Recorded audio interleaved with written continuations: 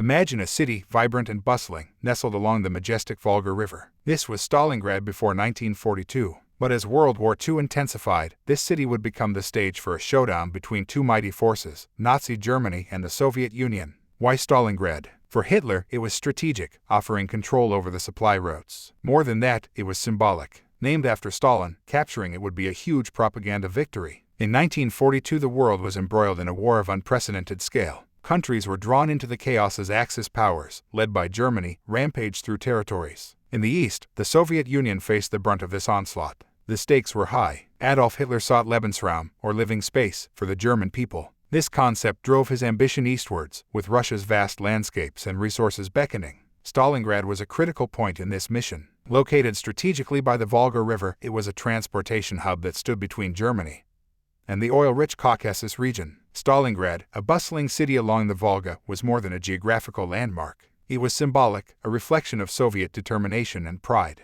Named after Stalin, its capture would demoralize the Soviet Union while uplifting German spirits. But more practically, control over Stalingrad meant control over crucial transportation and supply routes. It was the gateway to the Caucasus and its coveted oil fields. Beyond the propaganda value, it was a strategic linchpin in the Eastern Front. Its significance was not lost on either side, ensuring that the battle for its dominion would be fierce and unforgiving. The sun shone weekly as German forces reached Stalingrad in late summer. Their blitzkrieg tactics had been brutally effective throughout Europe.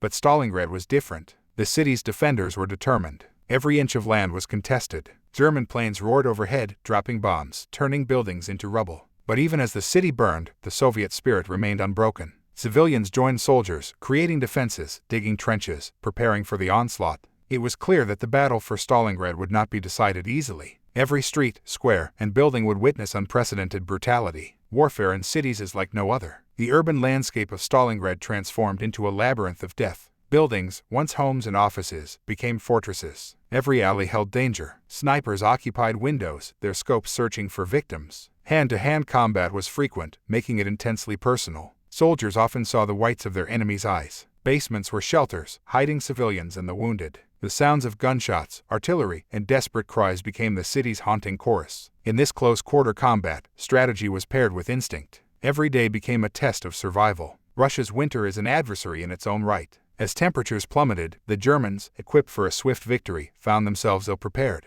Frostbite claimed fingers and toes. The chill seeped through their bones. German machinery, designed for milder climes, malfunctioned. The cold became a silent ally of the Soviets. Snow-covered landscapes made supplies scarce. Many Germans, dreaming of warmer times, questioned their presence in this frozen hell. The winter didn't just test their physical endurance, it was a battle of wills, a constant reminder of nature's indifferent might.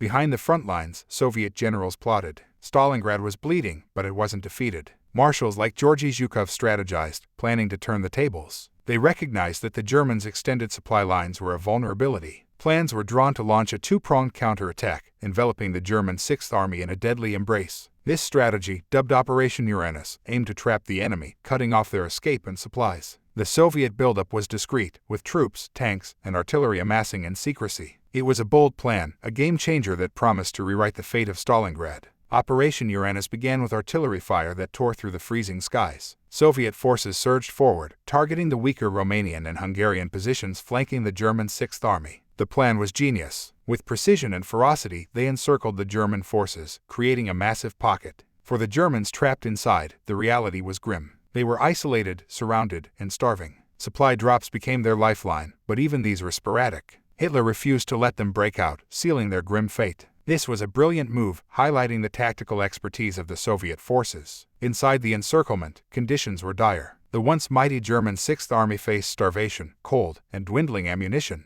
A sense of doom pervaded. Letters sent home painted bleak pictures. Soldiers spoke of frozen limbs, empty stomachs, and lost comrades. Every sunrise was a victory, every night a test of resilience. Field Marshal Friedrich Paulus, the army's commander, faced a moral dilemma. Should he obey Hitler's orders, fighting to the last man, or save the remnants of his beleaguered force? The weight of command bore heavily on his shoulders. Despite dwindling supplies and morale, the German Sixth Army fought with determination. However, every day, the noose tightened. The Soviets pressed their advantage, chipping away at the entrapped force. By January 1943, the situation was untenable. On February 2, 1943, General Paulus made the agonizing decision to surrender. Over 90,000 weary, frostbitten German troops became Soviet prisoners. Stalingrad, while devastated, stood unconquered. The battle had raged for 5 months, 1 week, and 3 days. The cost in human lives was immense, but the Soviet flag flew over the city's ruins. The Battle of Stalingrad was more than a military clash, it was a turning point. Its aftermath echoed across fronts. The once invincible German war machine had been halted, signaling a shift in momentum. As news spread, global morale shifted. Allies saw hope, while Axis powers grappled with the reality of a significant defeat. Stalingrad, though in ruins, symbolized resistance and hope. Its resilient spirit resonated, inspiring countless tales of heroism, sacrifice, and the human will to endure against all odds. Today, the city formerly recognized as Volgograd serves as a powerful symbol of endurance. Although its natural surroundings have undergone restoration, the echoes of the past endure. Throughout the city, monuments pay tribute to those who gave their lives, while the dwindling number of veterans pass down their stories to the younger generations. The battle's lessons are many: the cost of hubris, the importance of strategy, and the unyielding spirit of a determined populace. Stalingrad's legacy is timeless. It's a reminder of the sacrifices made for freedom, the boundless human spirit, and the heavy price of war. Stalingrad's tale is one of grit, determination, and sacrifice. It's a stark reminder of war's cruelty and the indomitable spirit of those who resist. As history's pages turn, let Stalingrad be a beacon, shedding light on the essence of human resilience. Against overwhelming odds, amidst ruins and devastation, hope can and will prevail.